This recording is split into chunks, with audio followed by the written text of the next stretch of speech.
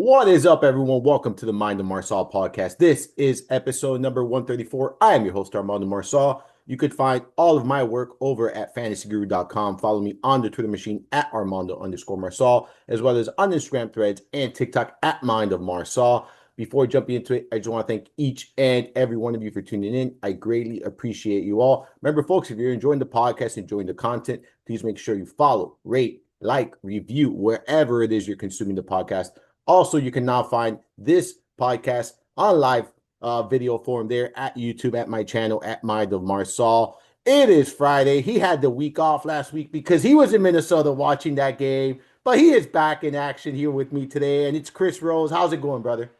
What's up, man? Yeah, I had some FOMO last week being in Minnesota and negative 14 when we were there. But dude, the coolest thing happened Friday. So we went to the Mall of America. We usually stay right across the street from the Mall of America so we could walk in. And so we're walking through the mall on the second level and we look down and because they have the big theme park in the middle. We look down and my son, my 12-year-old goes, "Oh my God, there's Justin Jefferson." I'm like, "Come on, dude. Stop." Well, there was a party going on. We had no idea. And come to find out, the Vikings were doing their Christmas party at the Mall of America. And we saw everybody. We saw Justin Jefferson. We saw Harrison Smith. We saw literally all of their favorite players on the second level. My oldest son nearly jumped down to go see these guys. But it's some of the coolest things. Like they were having a party with their families. So, of course, we didn't ask for any we respected their privacy. But really cool to see these guys like out and about and then we went to the game, perfect game to go to, 31-0, such a great time that we had and it's something that I think I want to do on a yearly basis with them. If you haven't been to Minnesota though, I tell you it is one of the best stadiums to ever be in. That's awesome, man. That's good. I heard it was warm up there, right? It's a little warm up there.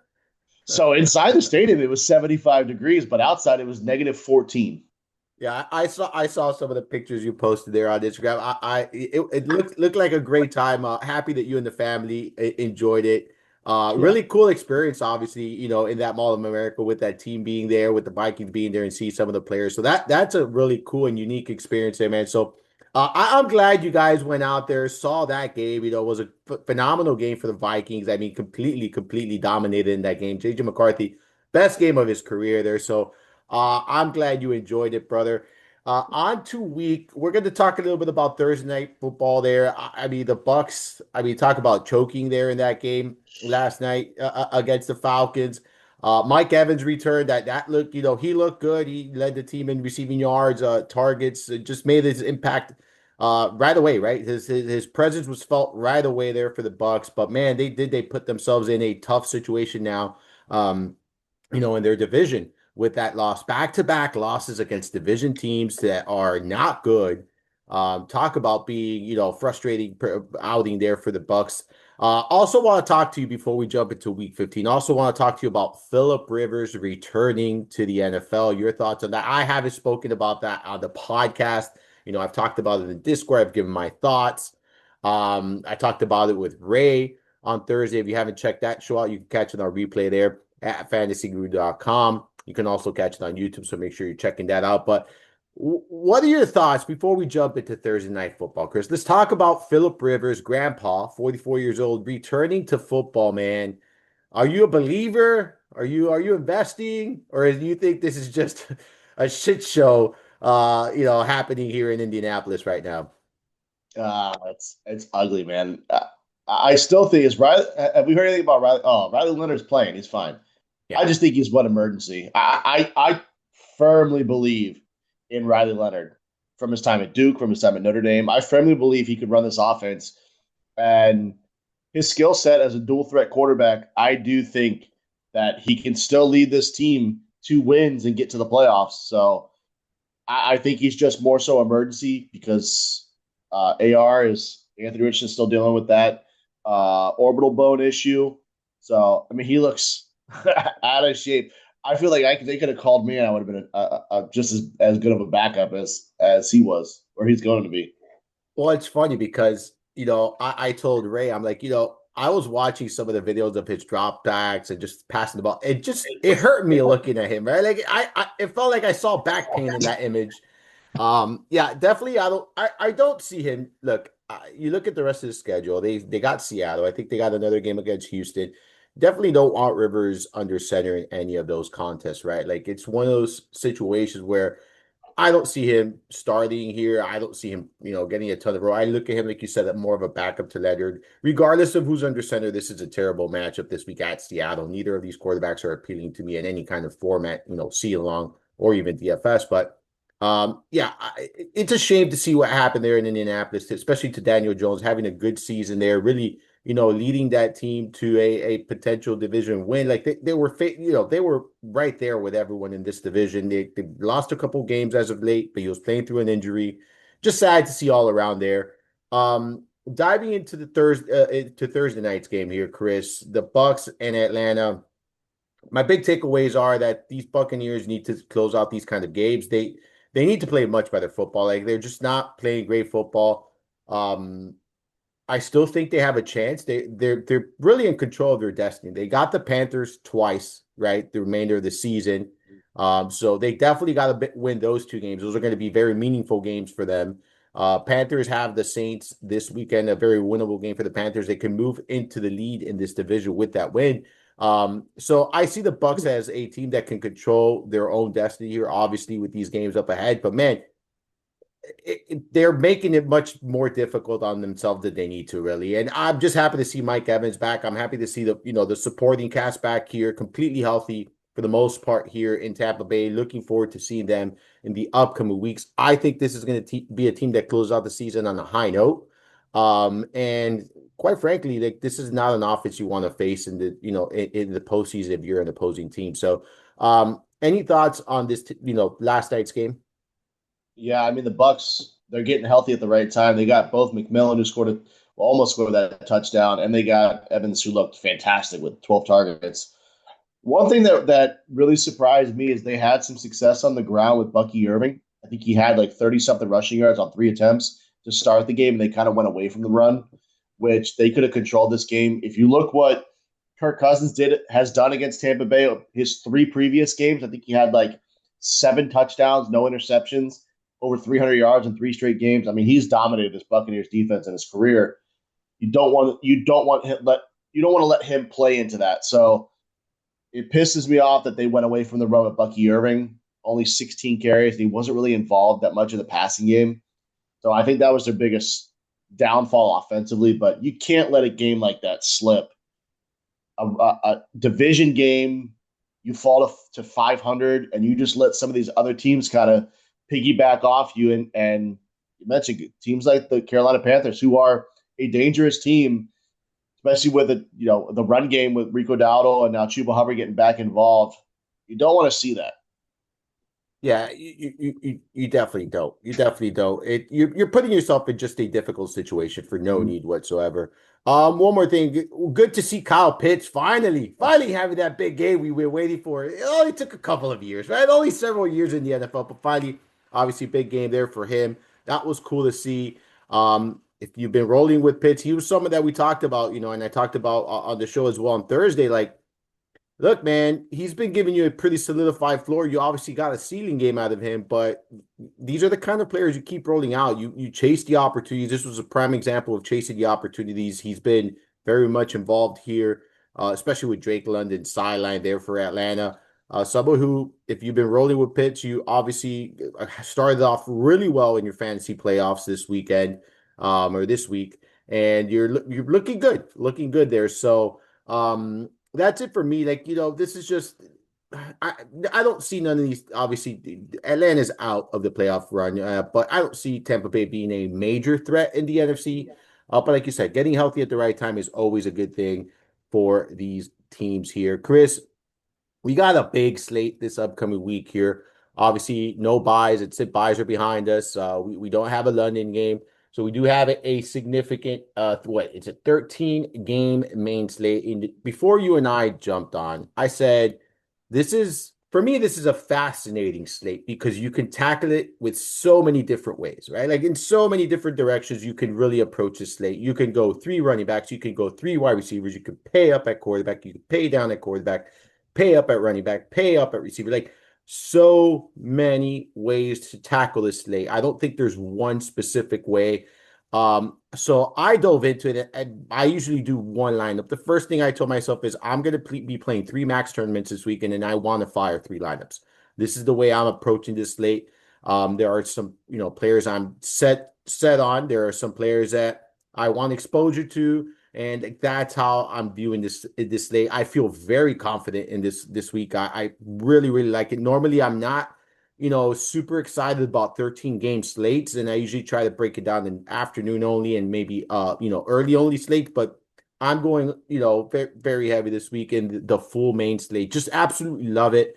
I think there's a lot of good spots to take advantage of here, and I think there's a lot of players that people might be shying away from. People might be a little bit worried about that. I'm pretty bullish on this week.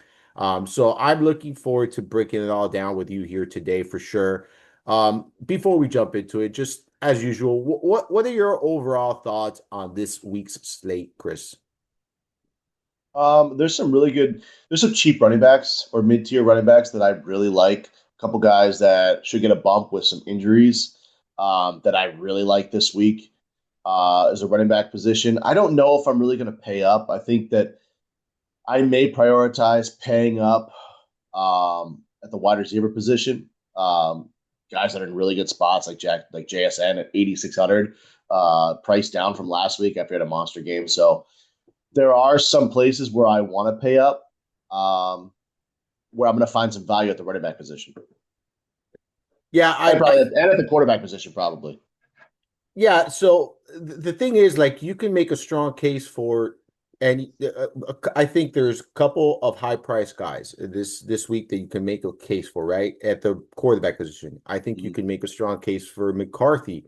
And I'm not saying I'm playing McCarthy, but we'll talk about all these players in when we get to their specific positions. But kind of the overall thought, right? Like you mentioned Nakua, you mentioned JSN. I'm also thinking Nakua's in the prime spot. Jamar Chase is in a good spot. Like, and then the tight end position, like when you look at the top two guys, they're in terrible spots. So I think a lot of people are going to avoid paying up at the tight end position this week. That would be a way to get contrarian, right? Like, so that's why I say I think there's numerous ways to tackle this slate here this week. And I'll be honest with you. I think it's gonna be a fun slate. I think there's gonna be a lot of high scoring teams here this week. So I do think you have to score a lot of fantasy points this weekend in order to win, especially with so many games on deck here. Chris, you and I do position by position each and every week. We're going to continue that right here this week. And we'll start off at the quarterback position. We'll kick it off with, I would say, 6,500 and above. And we're talking DraftKings prices here. You and I primarily play. I know you play a lot of FanDuel as well, but I primarily play on DK. So Patrick Mahomes 6,500, Joe Burrow 6,600, Drake May 6,700, Jalen Hurts 6,800, Matthew Stafford 7K, Josh Allen 7,500. Are any of these quarterbacks standing out to you as very strong options this week? If so, who is that quarterback? There's only one. It's Joe Burrow. Saw this team 2 weeks ago. He put up 19 DK points, and that was completing like 56% of his passes. So he wasn't even efficient through the air. He went 24-44, 2 touchdowns. I have him in my quarterbacks article. I like him a lot this week. If you look at him and Jamar Chase in that game, Jamar Chase, I think, had 14 targets in that Baltimore game. T. Higgins is out again. T. Higgins was out in that Baltimore game the first time 2 weeks ago. If you're going to pay up, and there's going to be some cheaper guys, as I mentioned, in the running back position, I like the Burrow Chase stack, like 6,600. There's a lot of news coming around Joe Burrow about trade rumors and whatnot. I think he puts those to bed, and I think they have to go out and win this game. I think this is a game where they're not in a great position to even make the playoffs. I think they have like a 1% chance. They're close to being eliminated, but they can play spoilers for a team in Baltimore that's 6-7 that's on the cusp as well. So I like this spot for Burrow a lot. Yeah, I love that call. You mentioned the numbers, right? He played very well. He didn't play his best game and still produced against the Ravens last time out. Really showed what he's capable of doing last week against Buffalo. I hated to see them lose that game, man. He played such a fucking great game, and then the final, that stupid decision of trying to throw it over the defender. And then the next one was a batted ball, really not on him. But man, talk about, disappointing outcome of that game there. I agree with you. I think this is a good spot for him. Like you look at the Ravens, they're currently what 23rd in pass DVOA defense there. So good spot for them. Top seven in passing yards allowed to the position. So definitely a position where Joe Burrow can definitely excel and exceed expectations there.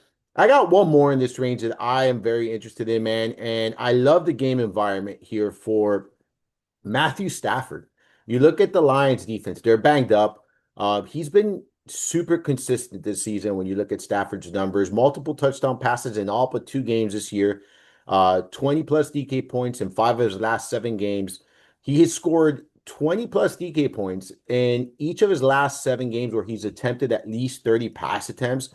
I think we're going to see that kind of usage and that kind of production here. Like, I think 20 plus fantasy points is very feasible for someone like a Matthew Stafford in this game environment, right? Like I do expect that. Look, Detroit's defense is beat up, but they have a juggernaut offense, so I do expect them to stay within range here against the Rams, team that has just looked really good this season, for the most part, at least. So I think Matthew Stafford at 7K is very interesting. I know he doesn't have that rushing element to his game, but that's okay with me. Like we've rostered him all season long without that rushing element.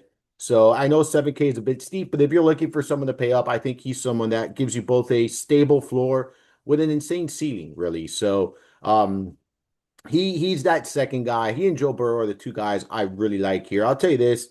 I considered bringing up Drake May as far as an option. He misses just he misses that cut for me. Like he's just outside my top five, six guys that I'm really holding in on this week. But I wouldn't be surprised if he, does well in this matchup against Buffalo. I think New England wins this game. But it's going to be through the ground, in my opinion. We'll talk a little bit more about that later. I'm with you, man. There's not many other quarterbacks in this price range that I'm all that, keen on this week. Out right below that 6,500 range, Chris. Who is standing out to you this week? You got several names, in my opinion, that you can make a strong case for here this week. One being Lamar Jackson, must win game for the Baltimore Ravens. Must win. Got absolutely embarrassed 2 weeks ago. I think it's just a good spot for him. Good spot to come back. I think Brock Purdy at 6,200. I love this spot for him. Yes, I mentioned this in my article. This is a game that could definitely be had on the ground, and you could see a lot of Christian McCaffrey. But I think Brock Purdy in this spot is in a fantastic, fantastic matchup here. So I like him a lot. I like him paired with Juwan Jennings this week. Love Juwan Jennings this week. I do think that, and I'm just going through my article here.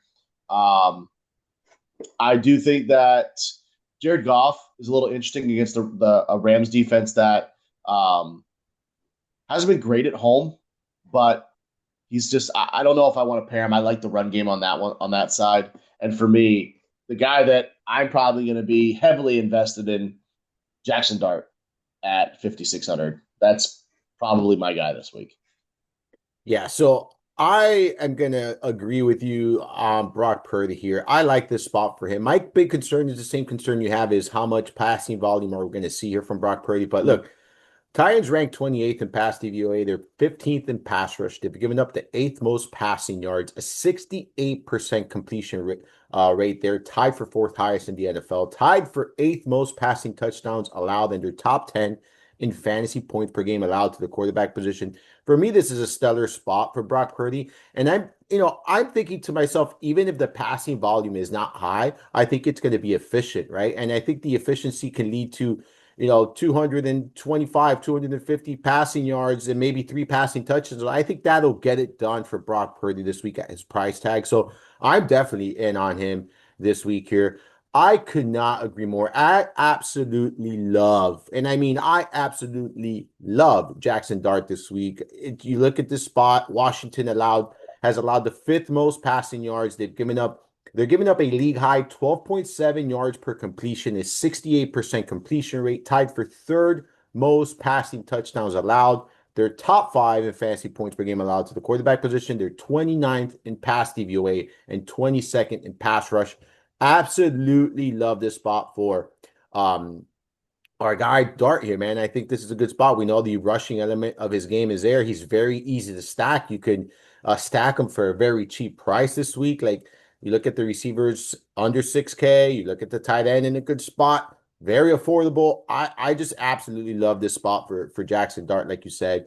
Another guy I'm very interested in this week. The problem here for me is how do we target this offense? I think they're going to put up a lot of points in this matchup, and it's Trevor Lawrence, really. I like this spot for Trevor Lawrence. You look at the Jets, just trash. Like they're bad. Trevor Lawrence has been playing good football, getting the job done, has that, that little rushing element of his game too. So I absolutely love the price here on Trevor Lawrence at 5,700, man. I feel like that's just a slam dunk price there. You look at the production in recent games, you got 16, 21, 21, 19. Those are fantasy points at 5,700. That'll be a very good return on investment here. Do they take off their foot off the gas with a lead? Potentially. But can he shred this defense? Again, we're talking about, can he shred this defense apart with, a low volume here? And I think he can. This is just a very bad Jets defense. So he's another one here in this price range that, that 55 and 65 range that stands out to me, Chris. Like him here a lot. I don't really mention his name a ton in the podcast, but when I do, we're usually rolling really good here. So, I was gonna any say, thoughts on him? yeah, I mean, it's just hard to pair him up with who to pair him up with. I like BTJ last week, looked good on the long pass, but of course it was Jacoby Myers who has really stood out over the last couple of weeks. So I do like to play. There's one other guy I want to talk about, and it's in that Giants game, and it's Marcus Mariota at 5K. Brings that dual threat upside, and he has, aside for Zach Ertz, he has a full set of weapons with Terry McLaurin back. So we have seen him put up monster numbers this year. Did not look good against Minnesota coming in relief of JD5, but I do like Mariota at 5K as well. I love that call. I have two guys under 5,500. One is a very like high variance GPP potential play. This is only if you're running multiple lineups too, and that's CJ Stroud. I'm gonna get exposure to the Texans in another facet. It's not going to be through Stroud, but I did want to mention him at 5,200. Look, I don't think he has to do a ton here. Like I don't expect him to have a seating game or anything, but if he can carve up this defense without question, right, and not have to throw a ton. He's an efficient quarterback for the most part. So I'm okay with him, but I could not agree more. To me, Marcus Mariota, he and Jackson Dart are my two favorite quarterbacks on this slate by a pretty wide margin. You look at Mariota, and he's been very efficient in his recent starts, topping 16 DK points in each of those last three starts. He has that rushing element to his game, 45 plus rushing yards in two of those three starts for him. Giants ranked 19th in pass DVOA. They've given up the ninth most passing yards to opposing quarterbacks, tied for sixth most passing touchdowns allowed, and they're top four in fantasy points per game allowed to the position. I mean, at his price tag, you're talking about 5K. Marcus Mariota, for me, checks off a lot of the boxes. Is he a quarterback that I think is great? No. But can he get it done from a fantasy standpoint? Absolutely. We've seen it numerous times. And this is one of those situations where should be a good game environment. It has a pretty good total here at 46.5 this game. And it's just a 2.5 point spread, right? So like there's not a potential blowout scenario here when you look at it from Vegas and you look at these two teams, very comparable teams here, both of them not really good.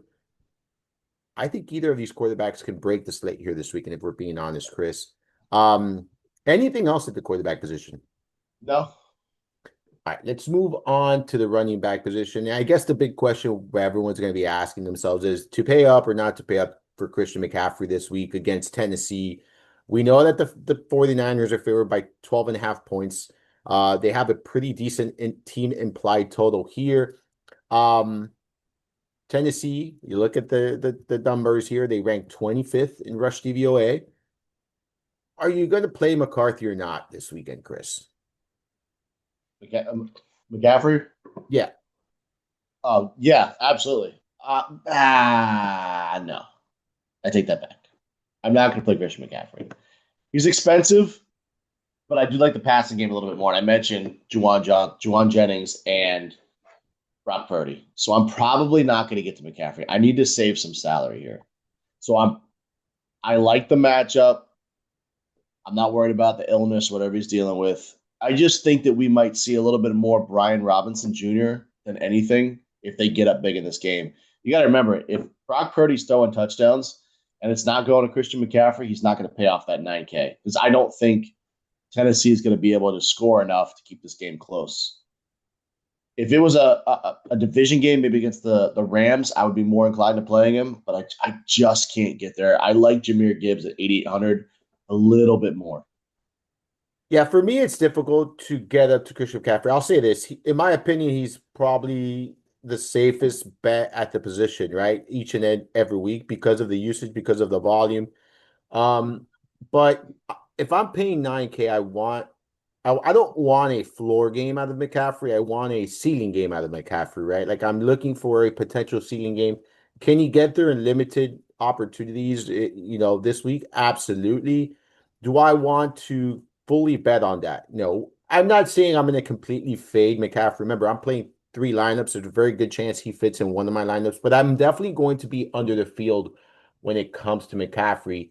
Um, I have his ownership right now at 25%, which marks the highest, owned running back this week. I'm definitely more than likely going to be under the field, depending on how many lineups I do. If I do three, I'm going to be right there with the field at 33% because he won't make more than one of my lineups.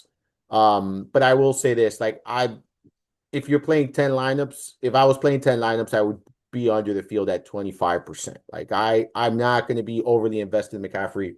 I think there are other running backs. One of my favorite running backs in this slate, I missed on him last time. He hit last week.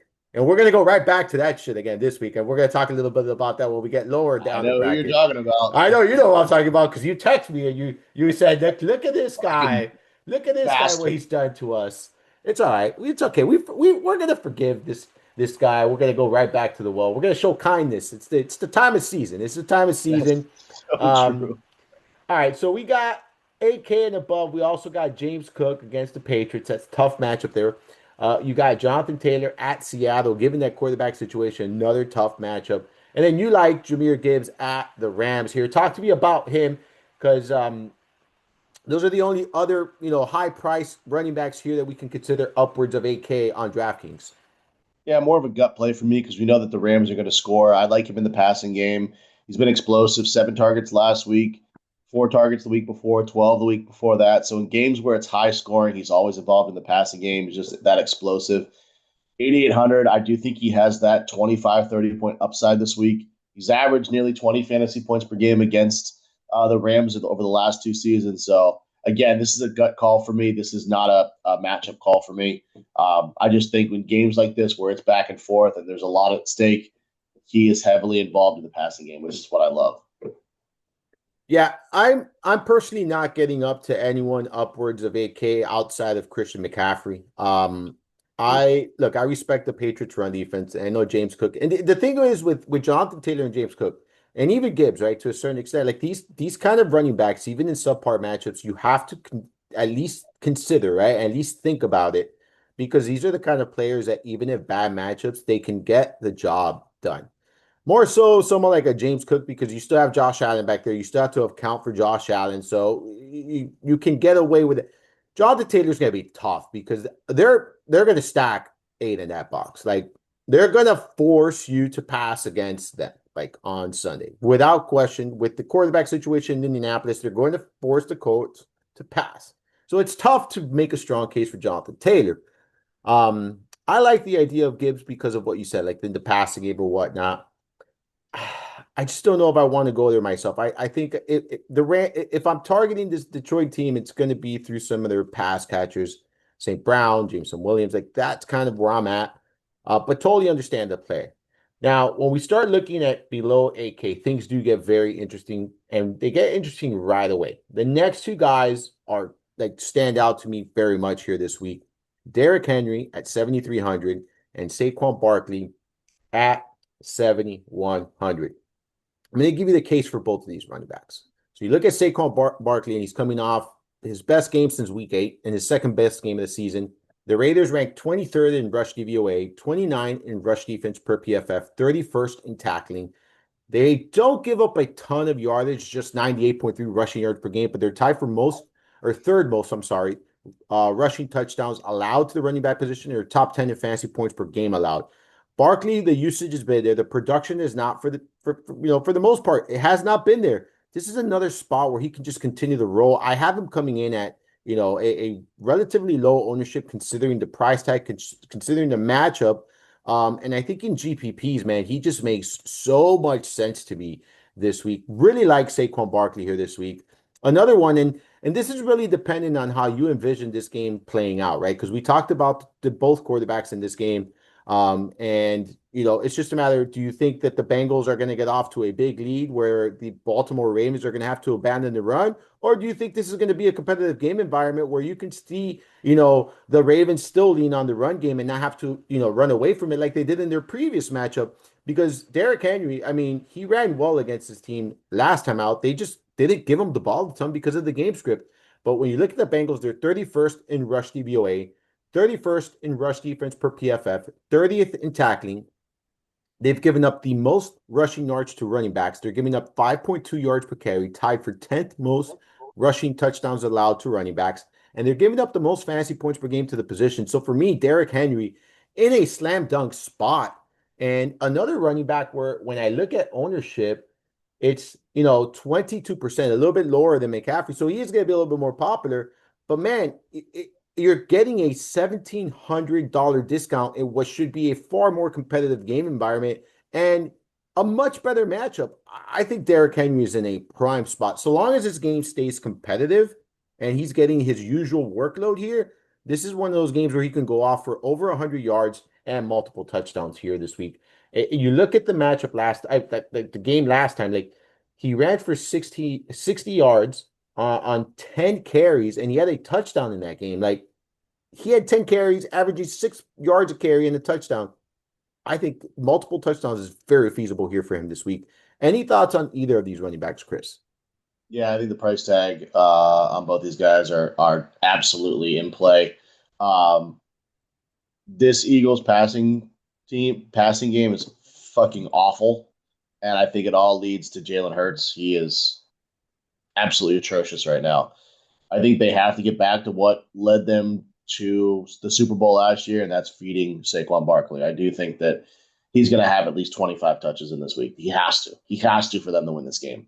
Because I even think that if Hurts keeps playing the way he is, they could lose this game to the damn Raiders and Kenny Pickett. So it's, I mean, I like the price tag here. I'm probably going to be in 2 out of my 3 lineups. I'll probably have Barkley there as my third running back. It's probably a 3 running back week for me. I like him over Henry because I do think the passing game is going to kind of lead through this Baltimore offense. Yeah, the knock on Henry is always his lack of involvement in the passing game. Like Yeah. that's just simply it. What you want from Henry is those multiple touchdown games. And this is one of those spots where I think it's attainable without question. I'm not on Jacobs at Denver. I feel like that's I'm really not on that game all that much, if we're being honest with you. Like that Packers and Denver game, I expect it to be relatively slow. I think both defenses are good here, so I'm out there. The next guy on my board here is Chase Brown. Like I think this is a good spot for Chase Brown, man. Like he's had at least 16 or more opportunities in 5 straight games, including 20 plus opportunities in 4 of those contests. At least 4 targets in each of the last 5 games, with 7 plus targets in 3 of those contests. He averaged 5.2 yards per carry against the Ravens last time out. Caught 7 passes in that contest. The Ravens are a good run defense, right? Like there's no question that they're very good run defense. But when you look at production through the air here, they're very susceptible against running backs, and they've given up the 3rd most targets, tied for 5th most receptions, 4th most receiving yards. And I'll be honest with you, man. If I don't have they ruled out Higgins? Yeah, I don't think they've ruled him out yet. But if he does indeed Yeah, I miss think he's this ruled game, out. did they rule him out? He's ruled out. Okay, so if he is indeed out, like that's more opportunities here. Oh yes, you're 100% right. I just pulled it up now. So he is out, like you said. So more opportunities here in the passing game for someone like a Chase Brown in this matchup. You mentioned it. Higgins did not play, right? This last time out against Baltimore. Well, guess what? Brown had 7 targets in that contest. A game that a game that they won with ease. It was 34-14. So like they're gonna check it down here to Chase Brown. I think his floor is 5 targets in this game. I like him here, man. I absolutely like him here at 6,700. I think he's underpriced given his potential role here and that ceiling. He's playing good football right now. Like he scored last week multiple times. Someone that I was on last week, I'm going right back to the well here with Chase Brown. Just love this spot for him. Any thoughts on him? And then any other running backs in this 6 to 7K range that stand out to you, Chris? Yeah, I think anytime that you lose a 24, 26% target share that T. Higgins had, maybe a little bit less, but anytime you can get that, Chase Brown's going to be involved. And like you said, man, he's been consistent over the last, 6 weeks. Just a very, very safe floor. I like him more for cash games. I don't see the upside as much as we would like. And I do like Jamar Chase a lot more as a core play for me. But I like Chase Brown there quite a bit. In this price range around that, that's 69 and lower. I mean, ETN, of course, you could touch on ETN. He is a core play for me. I'm going right back to the well, even though he burned us 2 weeks ago. I absolutely love the spot for him. 21 opportunities last week, and he only got 13 the week before. This is a game where they should dominate on the ground. Jets are giving up 37.6 fantasy points per game, 2 running backs over the last 4 weeks. So I like that play a lot. The guy that I wish would just take hold of the RB1 role, Travion Henderson. I wish Stevenson would just get cut already. Give this guy the ball every single time. Did you watch the game last week? Every time he touched the ball, he was getting 6, 7 yards. That's 6 to 8 yards. I'm not saying that anymore. My kids around, but 6 to 8 yards every time he touched the ball. And you look at Stevenson. Yeah, he was good in the pass game, but you could tell the difference between these two. Between Henderson's explosiveness is just way more than Stevenson. So I like him a little bit. I just wish he would get the ball a lot more. And then the guy that's been freaking dominant over the last 2 weeks, RJ Harvey. Love the spot for him. 66K. Probably itching close to that, to my core four. It's between him and one other person that's cheaper in my core four for running back. I already know who that is. I already know who that is. All right. So first things first. All right. We're gonna have a little conversation here about Travis Etienne, who let us down, like you said. It was week 13. He let us down. And then all of a sudden last week he decided to show up with a monster game there. And finished fifth in PPR points there last week with 21.2 against a tough Colts run defense, right? Like that was the thing, right? Like the Colts are good run defense. So look, I am all the way in on Travis Etienne this week. When you look at the Jets, they rank 22nd in rush DVOA, 18th in rush defense per PFF, 26th in tackling. Their third most fantasy points per game allowed to the running back position, second most rushing touchdowns allowed to the running back position, and they're giving up 112.4 yards per game, rushing yards per game, that is. So Travis Etienne in a phenomenal spot here. You mentioned the usage. Look, going back to week 9, 27, 20, 21, 19, 13, 21. Those are weekly opportunities for Travis Etienne, who continues to get the ball here for Jacksonville. I said it earlier on the show, and I'll say this again. I think Jacksonville is going to put up a ton of points here. Figuring out where you're getting it from is going to be very crucial this week, and I think very critical this week. I think ETN is going to be very, very active. I think he's going to be very productive here, and I think they're going to lean on him. He's a building block for me this week at his price tag, still too cheap. And I couldn't agree more, man. Travion Henderson. We've talked about targeting the Buffalo Bills all season long through the ground with running backs, through the ground with running backs. That does not change this week. I'm not changing that this week. I know there's concerns about the usage. When you go back to week 13, right? Before the Patriots bye week last week, you look at the numbers, right? You have Travion Henderson, and he played in 48% of the offensive snaps, or 49% of the offensive snaps. You have Ramondre Stevenson, 58% of the offensive snaps. They each had 15 opportunities in that game, equals workload. Like they split it 50-50 down the middle. I don't care. Buffalo ranks 30th in rush DVOA, 27th in rush defense per PFF, 29th in tackling. They're giving up the sixth most rushing yards per game to the running back position, 5.0 yards per carry. a league high 16 rushing touchdowns. They're top 7 in fantasy points per game allowed to the position. I don't give a shit if it's a split workload, if it's a committee here in New England. I am playing Travion Henderson because, like you mentioned, like he is just far more explosive than Stevenson is. He is so much better than Stevenson is, and I think he's going to take advantage of each and every one of his opportunities. Henderson, to me, is one of my favorite point per dollar play at the running back position here. I think he's too cheap. I think there's going to be like people are going to be a little bit reserved when it comes to Henderson because of that workload and how it was split before the bye week. I'm not concerned, man. I am very much in on Henderson this week. Really love this spot for him. Just love the matchup. I said it before. I think New England wins this game, and I think it's going to be on the ground. They're going to utilize both Stevenson and Henderson, and I wouldn't be surprised if both of these running backs come through at their price point and deliver good performances here, Chris, if we're being honest. Um, Anyone else in the 6 to 7K range for you before you tell me about that sub 6K gem you got hidden there? Not that hidden, but I know who you're talking about. No, I have no one else. All right, so talk to me about that guy you've been wanting to chat about here. Mr. Woody Marks. Yes, yes, sir. Uh, yeah, Nick Chubb probably not going to play this week. It's going to be the Woody Marks show. I love this matchup here against Arizona. They're giving up over the last 4 games 133 rushing yards. They rank 30th in the league, giving up 34.4 fantasy points per game. And he's coming off 29 opportunities, 3 in the passing game, 26 on the ground. I absolutely love this spot for him. Price tag, just an absolute smash spot. Arizona giving up 1.3 rushing touchdowns over the last 9 games, 120.4 rushing yards per game over the last 9 games. Both of those ranked 29th or worse. He's also averaged 12.6 fantasy points per game at home this year as a rookie. So I like the spot for him. I think the ankle's fine. He was back in limited practice.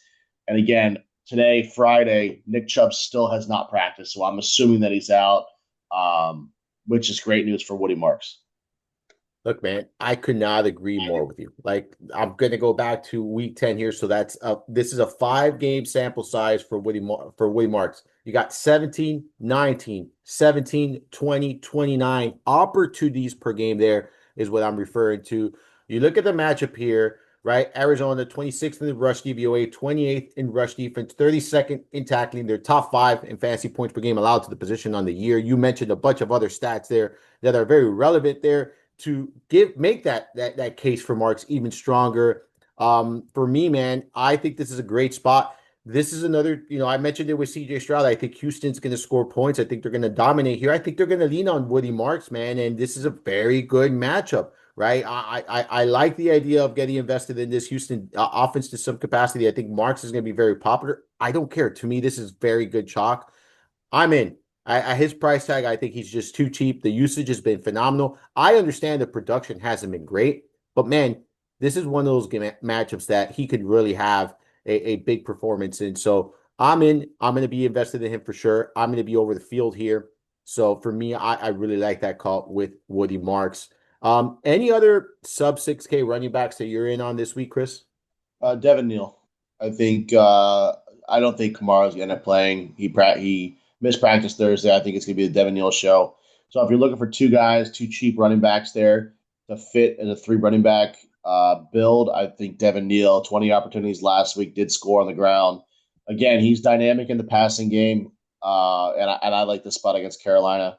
Um, he only had 4 opportunities in this first game against Carolina, but they really have not been good against running backs over the last, since week 12. 126 rushing yards, 30.9 fantasy points per game, 2 running backs. So it's another cheap running back in a very, very good spot if you want to pay up for a wide receiver. Yep. I could see that. I could see that right there. Why not? Why not? All right, nothing else for me here at the running back position. We'll dive right into the wide receiver position. And like we've said a couple times on the show, man, it's going to be very difficult deciding on what wide receiver you want to pay up for this week. You got Puka Nacua at 8,700, Jackson Smith and Jigba at 8,600, and Jamar Chase at 8,100. Amon-Ra St. Brown is not that far behind, 7,900. And Rashee Rice, 7,700, with Devontae Adams, 7,200. Those are the only receivers 7K and above. Are you hovering in this range this week? Are you only playing one of these guys, or are you playing multiple of these guys this weekend, Chris? So I'm prioritizing Jamar Chase number one first and overall. He's my number one play on the slate. With no T Higgins, he saw 14 targets in this game 2 weeks ago. Again, what do? We don't give a shit about matchups at times. We follow the usage and the volume. So we're going right back to Jamar Chase. 8,100, very fair price at 8,100, cheaper than he was last week. So I love that spot for him. And then probably go, I'm going to pay up again and probably go to Jackson for Jackson Smith and Jigba. Good matchup, probably against Jalen Jones. So I like him there. And then Puka, I just really haven't played him at all this year. I do think he loses a little bit because of Devontae Adams. Did have a great game last week, but they've been far and few in between. So for me, I'd probably put Puka third and then Amon Ra probably fourth. All right, so we're gonna be a little bit different on this one. All right, I got Puka as the top guy here, and I again we go back to game environment matchup coming off that. I mean, stellar performance like you mentioned, and he's gonna pick on this, Lions secondary. It's beat up. This is a defense that's beat up in general. Lions, they rank 28th in DVOA against opposing wide receiver ones. They've surrendered the second most receiving touchdowns to wide receivers, fifth most receiving yards, second most fantasy points. We know the volume is there. I think Devontae Adams, if you're not playing Nakul, I think it's a very strong pivot. You're saving some money there. You're saving about not what is it, 1,400 there, or I'm sorry, 1,500 on DraftKings. You can do that as well. I really like Devontae Adams in this spot, but for me, Nakul just right up there. With look, Jamar Chase is right behind Nakul, and they have Jackson Smith and Jigba as my third guy without question. Love Jamar Chase this week too. I'm trying to find a way. It's going to be very difficult, but I am trying to find a way to fit both Nakua and Jamar Chase in my lineups this week. That's my goal. That's how I'm trying to approach this slate. If I can't, I will have exposure to both of them. I'm doing three lineups, as I said. So definitely want exposure to both of those guys. And I'll tell you this, man, like Smith and Jigba, the Colts that they could be beat through the air. So and he's been matchup proof all season long. So I man, this is probably the toughest decision people are going to have to make. I'm gonna rank them. Nakua, Jamar Chase. You mentioned the numbers on Chase. I don't have to mention them. Like he absolutely did well against his team last time out with those 14 targets, over 100 yards there. I believe it was 7 or 8 catches, not exactly sure. And Jackson Jigba just matchup proof. Again, I think Devontae Adams, if you can't get all the way up to Nakua, Devontae Adams very much in play. The matchup for him is just as good. He leads the NFL in red zone targets. He leads the NFL in red zone receiving touchdowns. Just very much involved there. Been very efficient when he catches the ball inside the 20-yard line. Not a good catch rate. I think it's sub 50%. But when he does catch the ball, he's scoring at a high percentage. Over 90% of his receptions have turned into touchdowns there. So someone that I think is very much in play as well, Chris. Then you got a drop off in price tag, right? You got AJ Brown is the very next guy, 6,800. Talk to me about that 6 to 7K range at the wide receiver position. If there's anyone that really stands out to you as a super strong option. Yeah, Michael Wilson, of course. Do we have word on Harrison is Robert out. Wilson? Yeah, he Jesus Christ. Yeah, I don't know how you don't play Michael Wilson again. I don't care the matchup. He has dominated good matchups. 15 targets in 3 out of his last 4 games. You got to lock and load him at 6,600. I mean, I don't even think you have to add him as a core play right now. I think it's just obvious who you need to play. But at 6,600, Michael Wilson's going to have another 15 targets this week. Yeah, man, it's tough to ignore the volume, right? Like it's just absolutely insane the kind of usage that he gets when the kind of opportunity he gets here with Harrison Jr. off the field.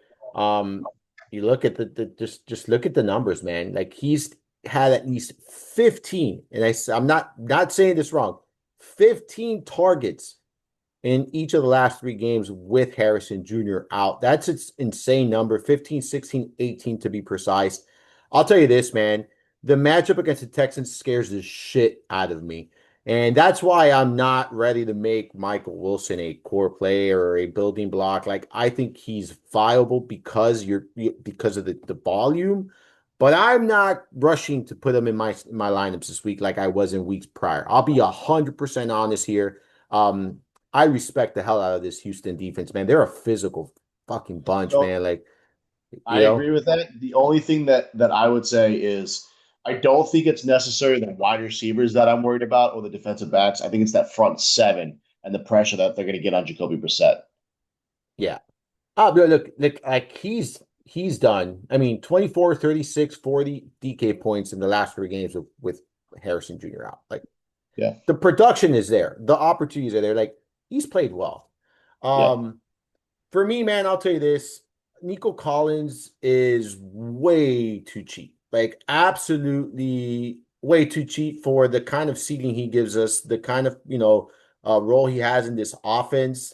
And then you look at the matchup at hand against Arizona. I'm in, man. I'll tell you that. Like if if I can't like if I decide that I don't play Marks, the way I want to get exposure to this offense might be through Nico Collins. I think that there's a potential ceiling game here for him at a very cheap price. And even if he doesn't hit his ceiling, if he gives you over 100 yards and a touchdown at 6,700 on DraftKings, I think that's going to be more than enough to help your roster, get move up in those in the leaderboards there or in the standings, whatever you call the where you're at in these tournaments. Um, Stephon Diggs is the last guy I'm going to talk about here at 6K in that New England game. I think he's interesting. He's someone that obviously I think has plenty of upside. I like the game environment for him here. The Bills are not a defense I'm completely shying away from. Obviously I prefer targeting him on the ground, but if you want to get different with this game, I think Diggs is a way you can get exposure here through the New England Patriots, who I expect to win this game here, Chris. Anyone else here in this range? no, I have nobody. Does AJ Brown tempt you at all? Fuck no. Ah, Fuck no. I'll tell you why I he don't trust that doesn't. passing game. This is the thing with me, right? Like you look at the last 4 games where he's been targeted 10 or more times. They've lost 3 of those games, so they're chasing points in some of these games, right? Not all of them have where they losing the entire time. There was some back and forth here without question, but they losing these games. And then the other one was against Detroit, where it was a very competitive game environment, 16-9. I do think that Brown can shred this Raiders defense. I just don't know if they're going to have to pass a lot and if they're just going to lean on Barkley. I still prefer playing Barkley over Brown here, but I will say this in tournaments, don't overlook Brown. Like, don't overlook Brown this week, guys. Let's look at below the 6K range, and we can stop at 5K, and then we'll look at values after that, Chris. There are numerous guys in this 5 to 6K range that stand out to me. I'll start off with Wando Robinson. I mentioned it before, stacking dart. I look at Wando Robinson this week, and I really just love this spot for him, right? Like you're looking back at since week 5, he's averaging 9.2 targets per game, which is top 10 among wide receivers in the NFL. He has a 31% target share, has had at least 7 targets in all but 1 game during that span. And then now we shift gears and look at this matchup. Whether you view Wando Robinson as a wide receiver 1 or a wide receiver 2 in New York, it doesn't matter, right? You look at the Commanders, they're 23rd in DVOA against wide receiver ones, 32nd in DVOA against wide receiver two. They're 32nd in coverage against wide receivers. Washington has given up the 7th most receiving yards allowed to the position, 68% completion rate, which is tied for 4th highest in the NFL. They're giving up the 8th most fantasy points per game allowed to the position. Wando Robinson has a pretty stable floor, in my opinion, and he's flashed a pretty significant seeding multiple times this year. I'm not saying this is a seeding game for him, but I think at his price tag, he's very much in play. I think he's a very good stacking option with Dart. You talked about Dart being a viable, cheap option here. Between these two, you're under 12K in salary, and I think you're getting good production here. So I'm in on Wando Robinson in this price range. Another player in this price range that I like quite a bit here, Terry McLaurin. Yes. I'm telling you, I look, he looked good in his first game back. Obviously, not so great last week, but I'm thinking more opportunities for McLaurin this week with Ertz out. Ertz accounted for a 20% target share, averaging 5.5 targets per game. You look at the Giants, they're 24th in DVOA against opposing wide receiver ones, 22nd in coverage against opposing wide receivers. They've given up the 4th most receiving yards, tied for 5th most receptions, tied for seventh most receiving yards allowed to the position, and top five in fantasy points per game allowed to wide receivers here. I think Terry McLaurin at like his price tag right here, and you look at 200. it, it's just way too cheap at 5,400 this week, Chris. I am very much in on McLaurin. If you stack him with my real, it's 10.4K. You still have a lot of money to spend here. I love this spot. I mean, love this spot for McLaurin. And I would say this, I don't hate Debo Samuel either. I prefer McLaurin, and they're not that far apart where I'm finding the salary for McLaurin. Both are very much a play, but man, is this a smash spot for McLaurin or not? Yeah, I love that you're building my core lineup right now because I have him uh, as one of my Rose's royalties, one of my top three wide receiver plays in Terry McLaurin. Love the spot for him. As I mentioned, I love Marcus Mariota, who's probably gonna be a core play for me as well. I love pairing him up with a $5,400 wide receiver for it's just in a really really good spot here. Uh, he's played well against the Giants.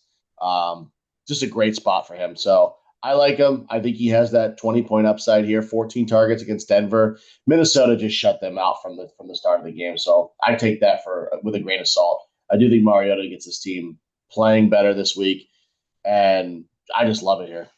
He. If I didn't have two running backs as a core play and Jamar Chase, he would be in there.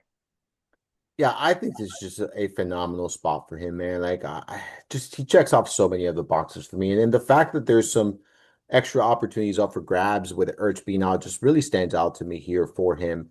And I mentioned before, I like this game. This is a game I'm interested in without question. All right, when we keep digging down here, Chris, and we keep going down. There's another receiver here in this range that stands out to me, and it's funny because I'm seeing the other receiver on this team with a little bit more hype than this one. And Jawan Jennings at 5,200 truly stands out to me this weekend. And I'm seeing Pearsall, like I'm seeing a lot of Pearsall love, and I get it. But man, I'm in on Jennings, man. You look at Jennings, he's been targeted no less than 5 times in 7 straight games. Tennessee, they rank 31st in DVOA against wide receiver ones. They're 19th in coverage against wide receivers. They've allowed the sixth most receiving yards, a league high 69% catch rate, top 10 in fantasy points per game allowed to the position. Jennings is too cheap, in my opinion, at 5,200. I think this is a really, really good spot for him this week, Chris. And I'll be honest with you, he stands out as a very, very strong option at his price point. Talk to me about him if you have any interest there, or if you like Ricky Pearsall. Yeah, I like Jennings a lot here. I don't know. I don't get the Ricky Pearsall love just because he hasn't really seen a large target share. Jennings has been the one that's been getting the more of the target share, 6 targets and that in 3 straight games.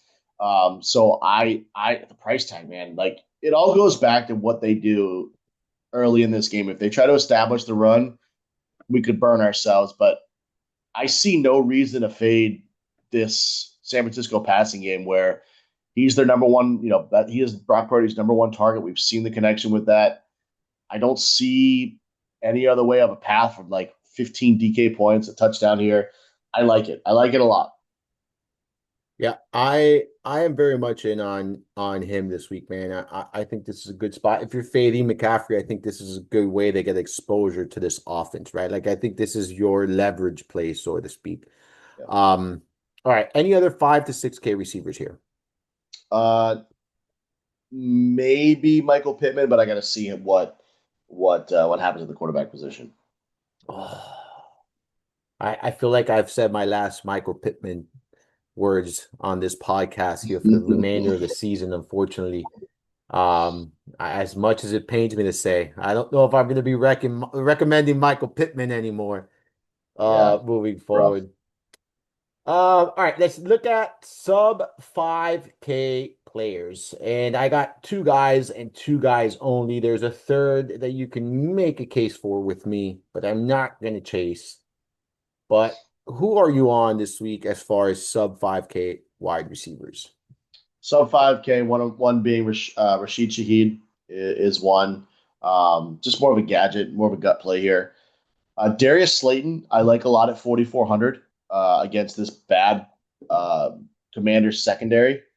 And then I'm probably just going to end up going back to Jaden Higgins at 4,200. Just They just don't price him up for the amount of targets that he's seen. He's seen 5 targets in every week since week 10. So I'll probably end up being there as well.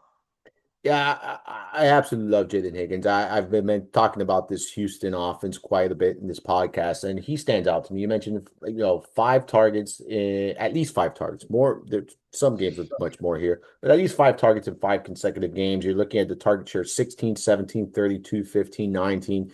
So decent role here, very good matchup. I definitely gives you some salary relief, and if he does end up getting in the paint here, like you're going to be looking good this weekend as far as, getting that return on investment for Higgins. Darius Slayton, another guy you can make a case for here. Boomer bust option. But again, this is just exposure to this game that we've talked about. Um, if you can't get to Wandale and you want to run it back with someone from New York, I think this is another option that you can. Again, very volatile, high variance way of taking, high variance approach with someone like Slayton. You can easily get a 0 from Slayton here. So keep that in mind. And then the one player I was, I said you can make a case for with me.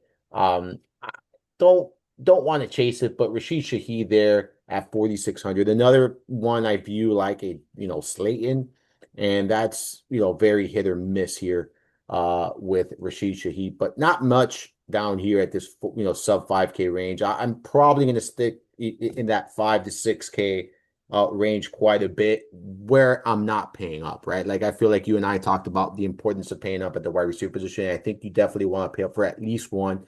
The goal for me is at least two.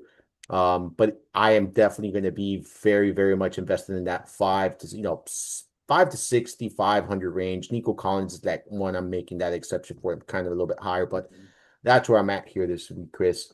Diving into the tight end position, we got Trey McBride at Houston, Brock Bowers at Philadelphia are the two most expensive tight ends. I'm not getting there. I'm not going there. I'm not finding a way to get there. I'm trying to save at the tight end position this week.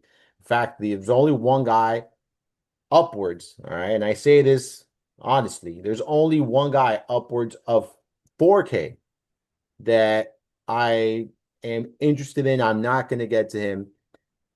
And then everyone else is 4K or cheaper for me on my list. And that one guy is George Kittle against the Titans simply because I like the passing game for San Francisco this week. I'm not going to get to George Kittle. I'm being very transparent here. I'm going to take my savings on Jennings. I know they're two different positions, but I'm going to take my savings on Jennings. It's 200, but I need those 200 this week. But talk to me about 4K and above. Any tight ends that stand out to you this week, and are you paying up? Nope, I'm not even touching this.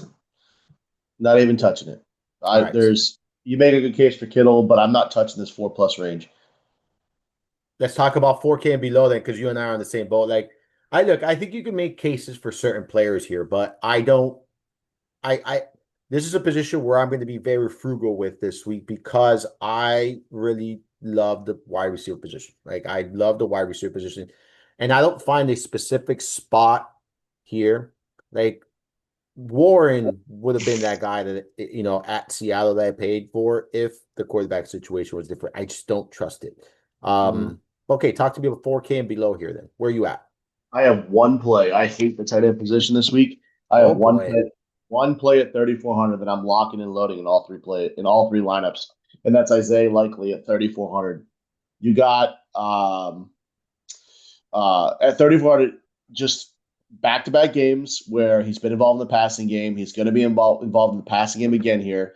You also have um, Mark Andrews questionable now. He was put on the injury report on Thursday. So if Andrews can't go or he's limited in some facet, Likely is going to be a massive target share here. So I like him a lot at 3,400 and probably, like I said, I'm going to lock him in and just move on. I mean, look, I have Mark Andrews slash Isaiah Likely. Keep an eye on news here on my notes. As at the tight end position. And look, if Mark Andrews plays, I'm okay with playing either of these two guys, if we're being honest. Like, I'm okay with playing either of these two guys. If I have to choose one between the two and both are active, it'll be Andrews slightly, but the case can be made for both. If Andrews misses his game, I don't see myself fading Isaiah Likely, right? Yeah. You have Cincinnati. They rank 29th in DVOA against tight ends. They've given up the most receiving yards to the tight end position. They've given up the most receiving touchdowns to the tight end position and the most fantasy points per game to the tight end position. Very good matchup here for these Ravens tight ends. There are a couple other guys on my list. Like I look, Theo Johnson for me, you have to keep a monitor news there as well with Theo Johnson. He's dinged up there, but you have Washington. They rank dead last in DVOA against tight ends. They've given up the ninth most receiving yards to the tight end position. They've given up the second most receiving touchdowns to tight ends, and you're top five in fantasy points per game allowed to the tight end position. I think Theo Johnson's another way you can stack Jackson Dart, another way they get exposure to this offense here at a very cheap price. So he stands out to me very much here. Mike Gesicki, baby. We're gonna stay in that Ravens game. All right. And there's a week when I say Gesicki's name, we have to pay attention because I don't say his name often. But this is one of those weeks you gotta listen. All right. Baltimore ranked 23rd in DVO against tight ends. They're giving up a 76% catch rate, which is top five in the NFL right now against the tight end position. And let me give you some numbers here going back to 2024. All right. Mike Gesicki, all right, in 6 games that T. Higgins has not played, going back to 2024, he's averaged 6.7 targets, 55 receiving yards, 4.7 receptions, and 12.2 PPR points per game. Just seeing a massive increase. He's doubling basically his target total. Right? He goes from 3.7, and not double, but almost from 3.7 to 6.7. All right. And I think that's here. I think that's not going anywhere. We've seen it with him, and we've seen it. And you go back to the last game against Baltimore. Look, he didn't play well, but he had 4 targets. He's had at least 4 targets in each of the last 3 games. I think he's going to be involved here. I think a good spot for him as well. And then I will say another one that interests me. Again, the reason why I have so many cheap guys here is because I'm paying down at the position, so I had to dig here.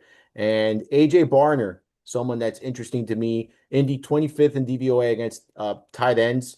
They've given up the third most receiving yards to the position, or top 7 in fantasy points per game allowed there, Chris.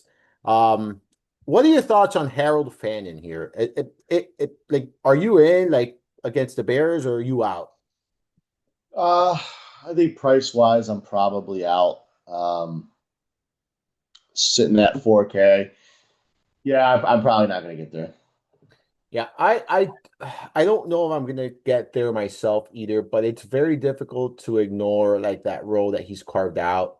Um, I'll tell you this, man, with Njoku being out, he is like so appealing to me, like so appealing to me.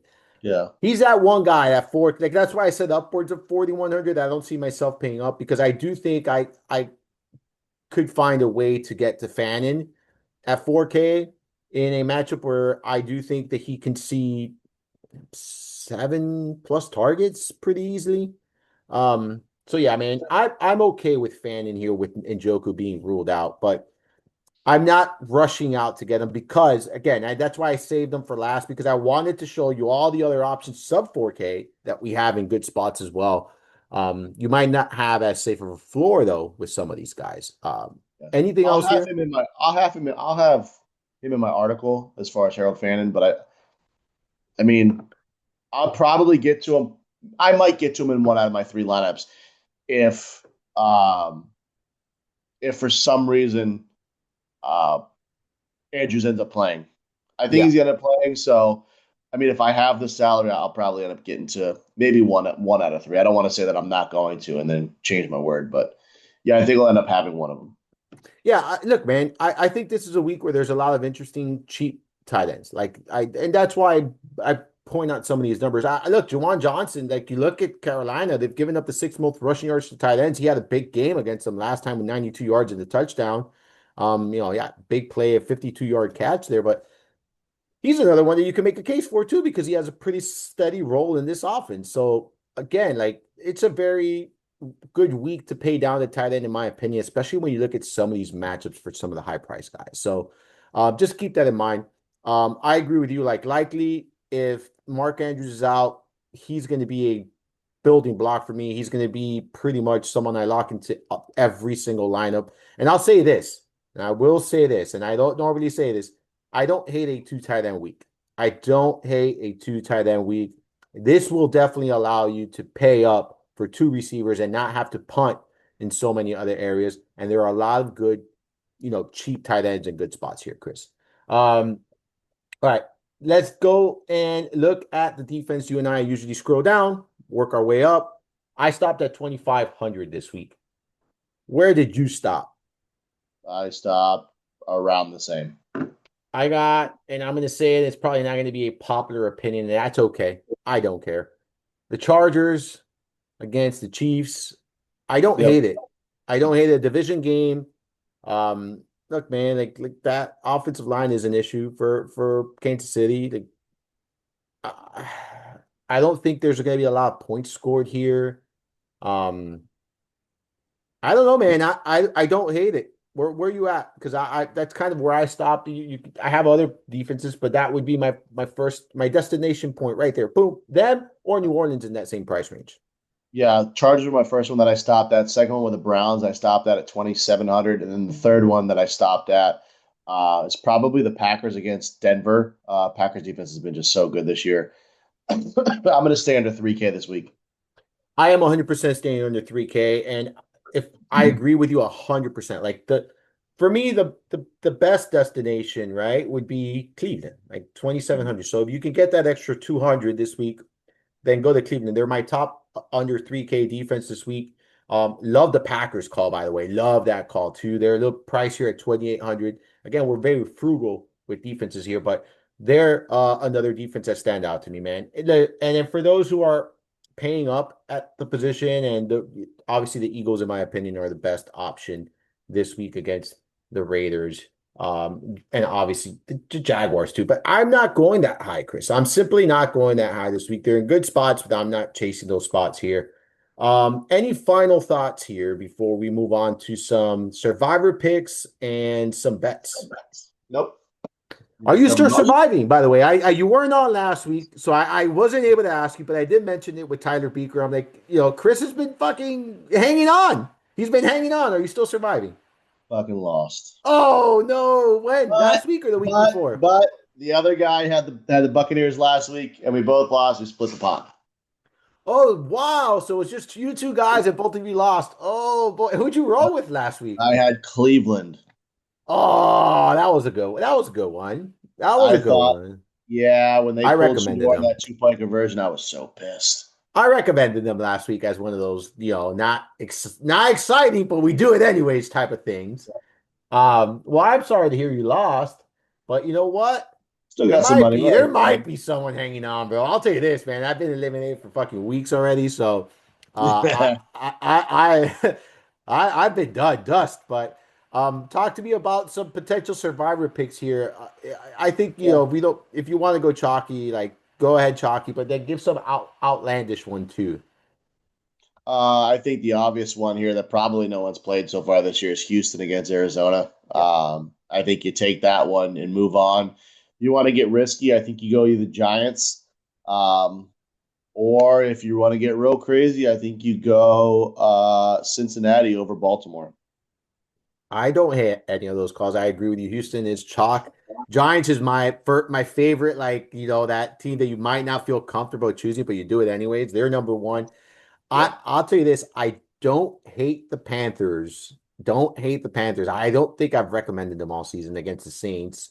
Mhm. And if you still have the Steelers here, I don't hate them against Miami at home. I think they're going to be without Watt. It looks like he had a Some collapsed luggage, lung dude.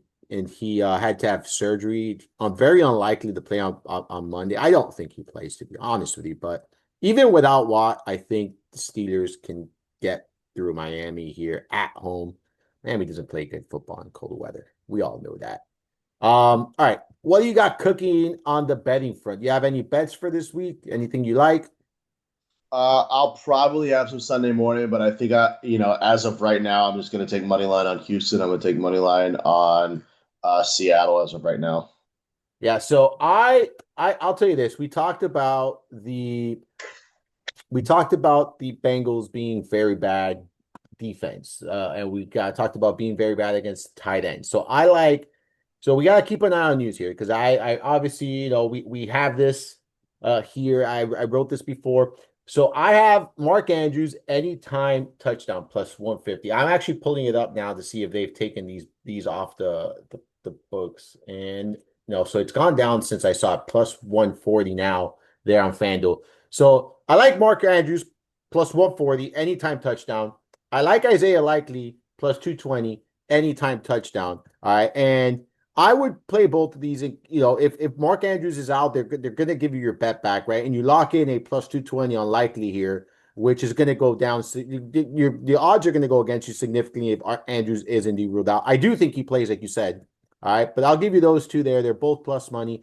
I like Theo Johnson anytime touchdown plus 240, by the way. I absolutely love it. I'm in on tight ends this week, by the way. You see this? I'm playing three tight. I might play not three tight ends, two tight ends, but I'm giving you three tight end TD props here this week, guys. Call me crazy, but that's what we do here. I also like. I'm going to take three underdogs this week, Chris. Three different underdogs here, and that's New England plus 1.5. All right, I got the Chargers plus 5.5, and I got the Bengals plus 2.5 this week, Chris. So I'm going with three underdogs and three anytime touchdowns for tight ends. Talk about a fucking wild, wild week here in the NFL, Chris. That is it for us. Why don't you give everyone what you got cooking, where they can find you on social media, all of that good stuff, and then if you have any last words you want to say before we get on out of here. Yeah, article will be up tomorrow afternoon. Finish it up now. I was typing some things as we were talking. I like little pieces that we get when we talk. But yeah, check it out. I do have a football tournament that my 12U team is playing in tomorrow. So if we win the first two games, I may not be here Sunday. So that's to be seen. Hopefully we win. But yep, that and then Sunday morning, Sunday at noon, as long as we if we lose. As much as we love you on Sunday mornings, I hope I don't see you on Sunday morning because that means you're playing some football. That means you guys have made Yep. it deep into the tournament and potentially Yep. playing for what, a championship. So Championship. wishing you and your son obviously a best of luck in that tournament. Hopefully you guys crush it, dude. It's always a good time. The weather's supposed to be great, by the way. Like it's supposed to be nice, cool weather throughout. Obviously not snow, guys. Chris and I live in Florida, but you know what? It's going to be cool. It's in the 60s, 50. It feels like the 50s, in the 60s right now. So definitely good weather here in Miami, and South Florida, of course, where you're at. Folks, if you're enjoying the podcast, if you're enjoying the content, you're enjoying the show, remember, follow, rate, review, like the podcast wherever it is you are enjoying it. You can follow all of my work, of course, over at fantasyguru.com. You can follow me on the Twitter machine at Armando_Marsal, as well as on Instagram threads and TikTok at Mind Marsal. Once again, thank you all so much for tuning in. We covered a ton of ground here, all things week 15, in addition to Philip Rivers and much more here on the podcast. Hopefully you enjoyed this week's journey through the mind of Marsal. Until next time.